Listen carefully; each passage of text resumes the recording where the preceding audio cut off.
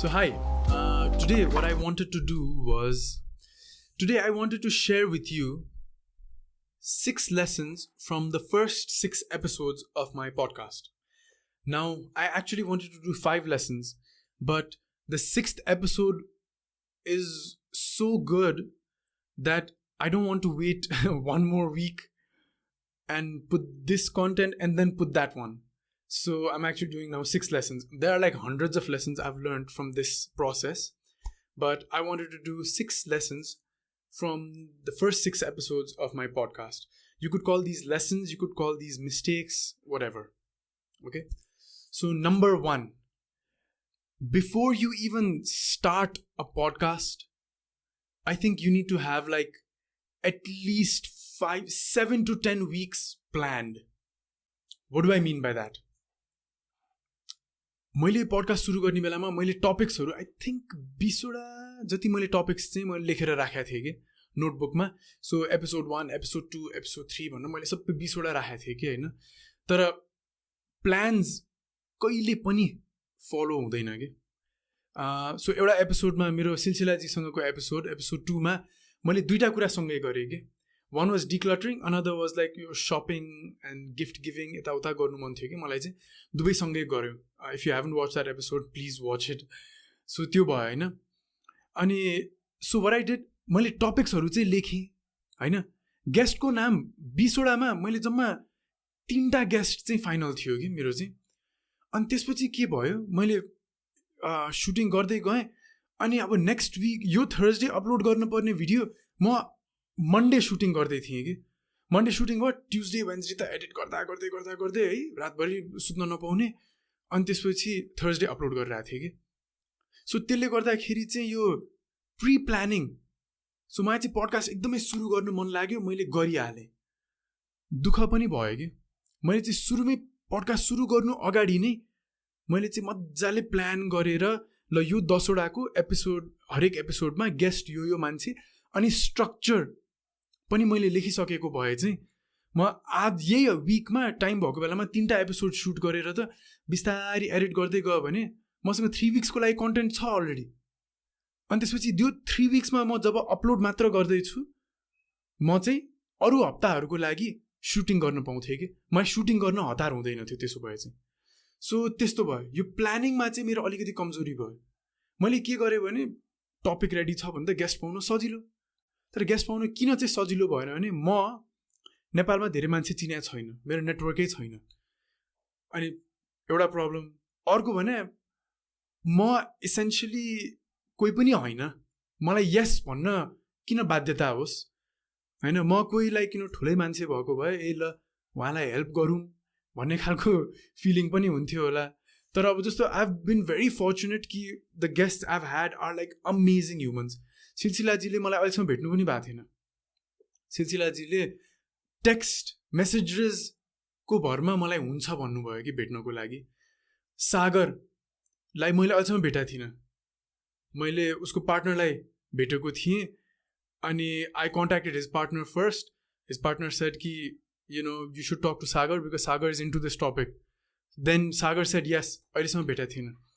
भावनाजीसँग जब म the next episode, well योभन्दा अगाडिको एपिसोड मिनिमल वेडिङ्सको, भावनाजीसँग म एकचोटि मात्र भेटेँ कि 2चोटि मात्र भेटेँ मैले. फोनमा चाहिँ एकचोटि कुरा भएको थियो तर भेटेको एकचोटि मात्र होला. सी सेड यस होइन. अनुप दाई, I am so nice, such a busy person. 8वटा पडकास्ट छ उहाँकै, त्यत्रो ठुलो कम्पनी छ, तर मलाई यस भन्नुभयो कि. Abhijit, one of my best friends in the world, I mean he so easily said yes and was so supportive. So एकदमै सजिलो भयो कि मलाई यो चाहिँ होइन. अब वर्षा लेखीजी एकचोटि मात्र भेट भयो मेरो उहाँसँग होइन. Amazing people. सो सजिलो भयो. तर पछि मलाई यस्तो सजिलो हुँदैन. मलाई अब 6-7वटा मात्र एपिसोड सुटिङ भएको छ. 13वटा एपिसोडमा गेस्ट कसरी बोलाउने, कसलाई बोलाउने, कहाँबाट बोलाउने थाहा नै छैन कि. गाह्रो भइरहेछ मलाई एकदमै. सो तर किप गोइङ होइन. यो प्लानिङ भएको भए म यस्तो गाह्रो हुँदैन थियो होला. Number 1 biggest tip, planning. 2, सिलसिलाजीसँगको मेरो एउटा गल्ती भएको चाहिँ मैले उहाँसँग भोलि बिहान भेट्ने भनेर धेरै अगाडि कुरा भइरहेको थियो, यो दिनको बिहान भेट्ने भन्ने स्केड्युल गर्ने पडकास्ट भन्ने कुरा थियो होइन। तर I had not told her कि इन पर्सन पडकास्ट हुन्छ। अब उहाँले अहिलेसम्म गरिराख्नु भएको थियो जुममा मिटिङ्सहरू भइरहेको थियो, सी थट जुममा। अनि बेलुका मैले के मेसेज पठाएँ भने सिलसिलाजी I look forward to meeting you tomorrow, are we still on for tomorrow भने मैले। अनि she said yeah sure definitely यति बजे मलाई लिङ्क पठाउनु न भन्नुभयो। मैले त सिलसिलाजी हाम्रो त इन पर्सन हो भने कि। एन्ड देन बल्ल स्ट्राइक भयो कि ए भोलि त इन पर्सन रहेछ भनेर। अनि भोलि उहाँको फेरि पडकास्टको त्यो 1 घन्टा पछि नै कता जानुपर्ने थियो। सो देन अब टाढा टाढा भयो, सो त्यही भएर भोलिपल्ट क्यान्सल गरेर पर्सि सार्नु पऱ्यो कि।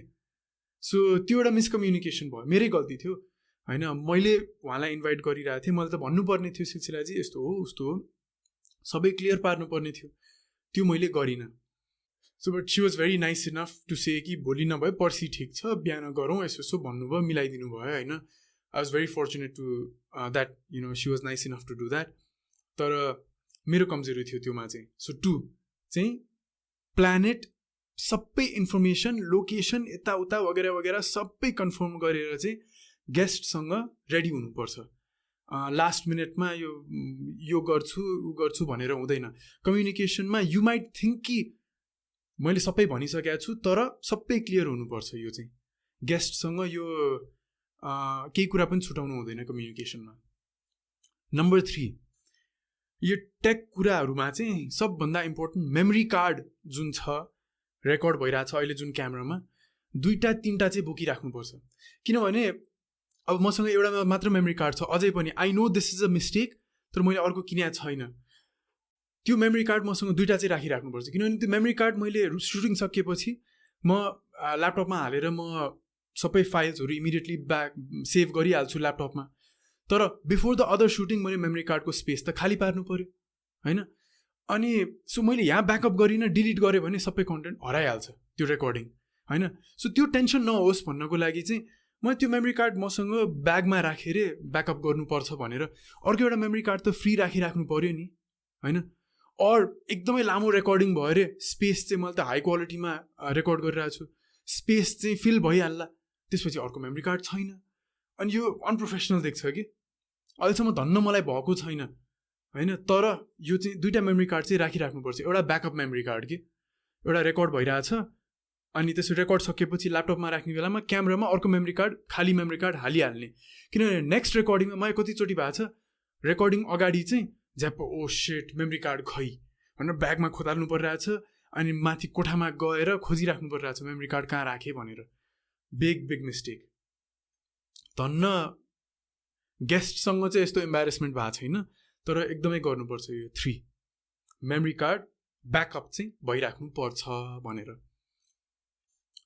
4 एउटा स्ट्रक्चर चाहिँ हरेक एपिसोडको बुलेट पोइन्ट स्ट्रक्चर्स चाहिँ राखिराख्नुपर्छ। What do I mean by that? So मेरो फर्स्ट एपिसोडमा मेरो साथीसँग अभिजितसँग मैले त्यो एपिसोड गरेँ।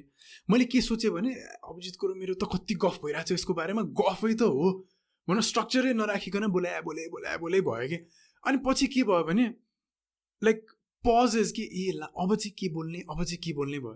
तर त्यसपछि मलाई मेरो एउटा साथीले एकदम राम्रो टिप दियो कि आफ्टर द फर्स्ट एपिसोड नि, सन्दीप यो एकदम राम्रो लाग्यो, तर यो चाहिँ स्ट्रक्चर चाहिँ भयो भने अझै फ्लोमा जान्थ्यो होला, यसको बारेमा सोच भन्यो कि। I found that very nice and constructive के। अनि मैले त्यसपछि हरेक एपिसोडमा स्ट्रक्चर बुलेट पोइन्ट्सहरू लेखेर राखेको छु कि।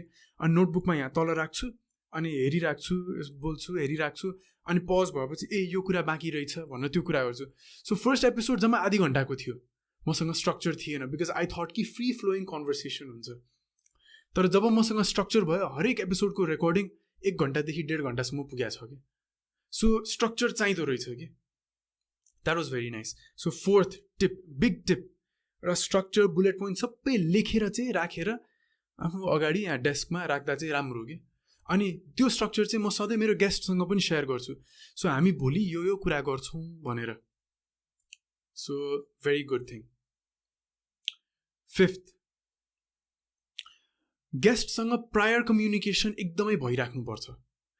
In the sense that so मेरो एपिसोड सुटिङ हुनुभन्दा अगाडि आई ट्राई एकचोटि गेस्टसँग भेट्नको लागि, नभए फोनमा कुरा गरेर म यो गर्न ट्राई गर्दैछु, I want to talk to you about this and that भनेर सबै यो इन्ट्रोडक्सन जस्तै नै दिन्छु कि मेरो पडकास्टको इन्ट्रोडक्सन, हाम्रो हुनेवाला एपिसोडको इन्ट्रोडक्सन, मेरो बारेमा इन्ट्रोडक्सन सबै म गर्छु कि।